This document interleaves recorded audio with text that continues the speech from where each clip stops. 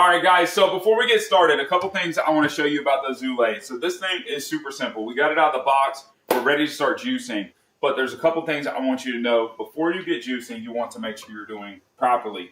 First and foremost, let's make sure this bad boy is properly lubricated. So I did some reading up on it, and I found out to lubricate it, we got some stuff to lubricate, so we're going to get to that in a second. Next thing is you want to make sure that these bad boys are aligned properly. See these dimples on this unit? You can see this dimple right here. It follows in with the bottom. So that dimple is where you're going to drop it in.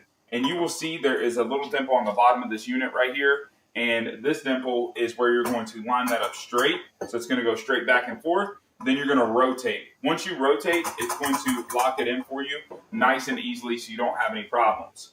Next thing. You might ask yourself, how big are the glasses that could be used with regards to this stuff? So we're going to use some stainless steel glasses here that my kids use. This fits unbelievably perfectly right underneath that bad boy.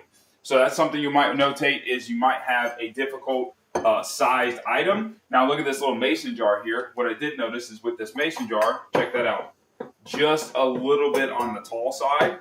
So you got a different size of glass. It's just something to keep in mind. That's what you're going to need, something that's going to go right up underneath here without any problems. So you're rip roaring ready to go. Now next thing is going to be, you might ask yourself, how much do we need to cut to actually do a piece of fruit? So this is the section of opening. Look at how big that pineapple is. So that keep the pineapple, right? It's got to be cut at least in half. So we're going to do this in thirds. We're going to get to that in just a minute, doing that in thirds, and that just shows you, as far as the size of the fruit or whatever you might be working with, how much you have to cut off. So you do have to have a little bit of prep going, and that matters at the end of the day. Next thing, I did show you how do you actually lubricate this guy. So, little vegetable oil, easy peasy lemon squeezy. All it says is you want to hit this rod right here with a little bit of vegetable oil. We're going to squeeze it on there, and you're able to work it in.